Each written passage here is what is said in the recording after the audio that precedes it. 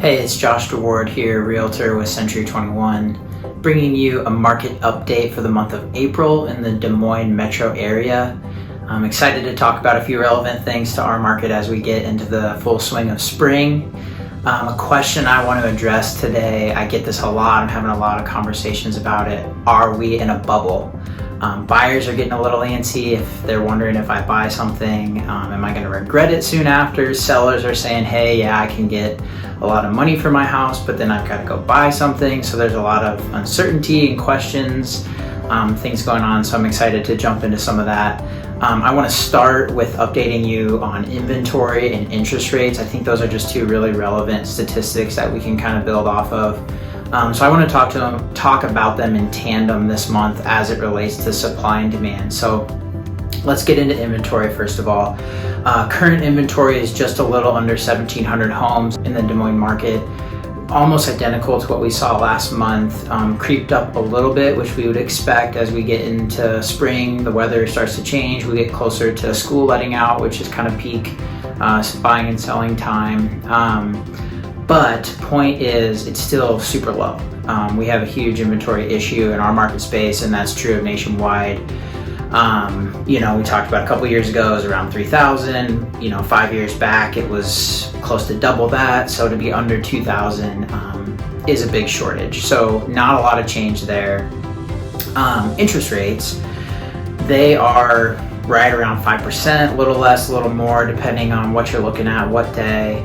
Last month we talked about our interest rates climbing, what's going to happen. Well, we're here. 5% is quite a bit different than the 2.75, 3% we were seeing even a year ago.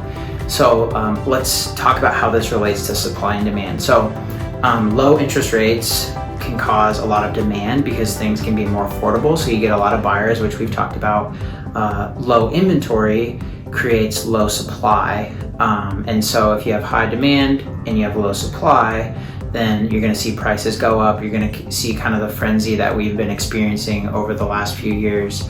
And that is still the case. But the question is, okay, now as rates have gone up, shouldn't that cool things off because demand should go down? To which I would answer yes and no. Yes, we are starting to see affordability becomes somewhat of an issue for first-time home buyers. They're starting to get priced out a little bit due to those rising rates, and we've actually seen pendings dip a little bit. However, a lot of investors are kind of picking up the slack to keep demand strong, to keep prices going up. A couple of national statistics that are relevant. So last year, first-time home buyers made up 33% of all transactions nationwide. This year, that's down to 27%. So that stat would be indicative of somewhat of an affordability issue with the rising rates. Now, with investors, last year they made up 15% of all transactions nationwide. That is up to 22% this year. So like I said, yep, we're seeing a slight dip due to affordability, due to those rising rates. However, investors are still flooding the market, buying things up. So what does that mean for us? I would say anticipate homes continuing to appreciate, and there's statistics showing, projections showing that pretty much everyone is saying the same thing. The question is how much, but stuff is going to continue to appreciate.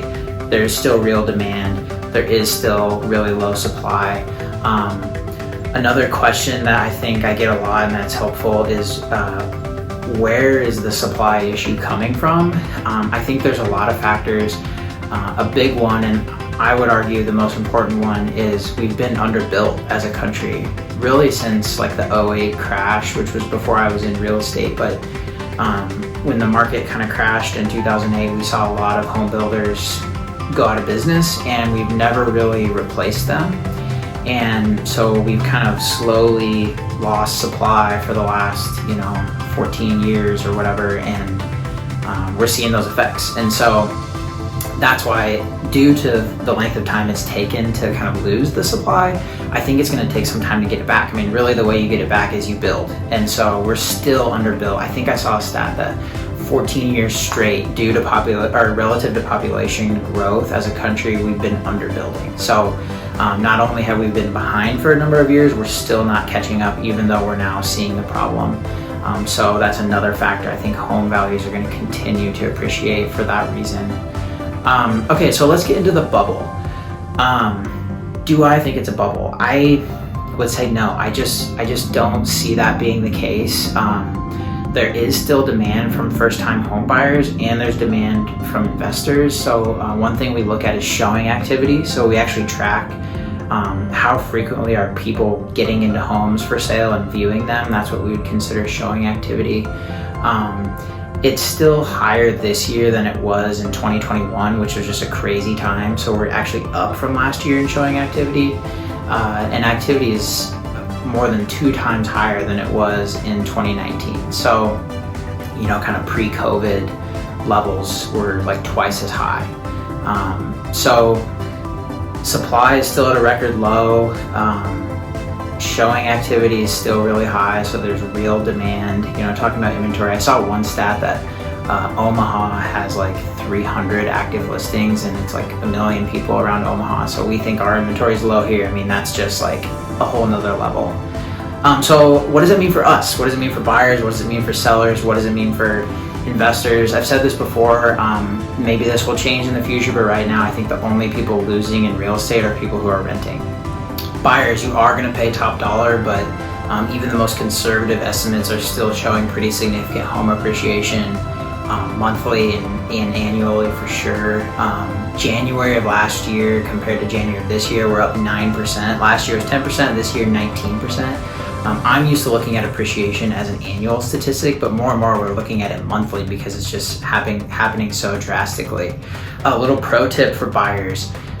Consider new construction. So I've had a few people go the new construction route, and it's taken 6 to 8 months to build your house. So if you can get a builder to lock in that price on the front end, by the time you move in at the end of the build, chances are you've realized quite a bit of equity, and there's no way you could build that same house at that time for close to the same price. So if new construction is in the cards for you, I would definitely recommend considering it.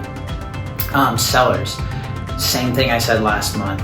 Accurately priced homes that are marketed professionally are selling for top dollar in a relatively low amount of time. So you will more than likely get top dollar in a short amount of time for your home.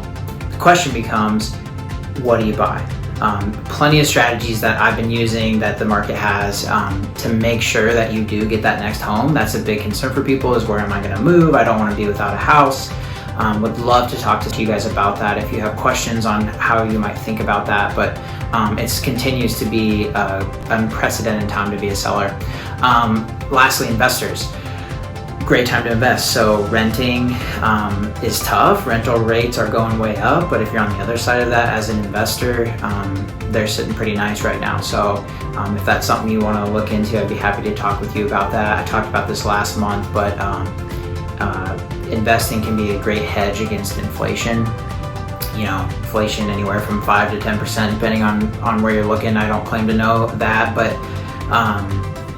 if your property is going to appreciate by 15-20% over the next year, that can be a great investment to hedge against inflation. So if you want to talk about investing, we'd be happy to have a conversation about that. I want to close with a little encouragement. So I'm a coach at heart. I'm a high school football coach. A lot of you know that. My grandpa was a long-time high school football coach, and he had all these kind of fun sayings that he would always tell us. And one of them, he would say, luck is when preparation meets opportunity. So if you're diving into the real estate market in 2022, let's talk, let's prepare, let's get a plan.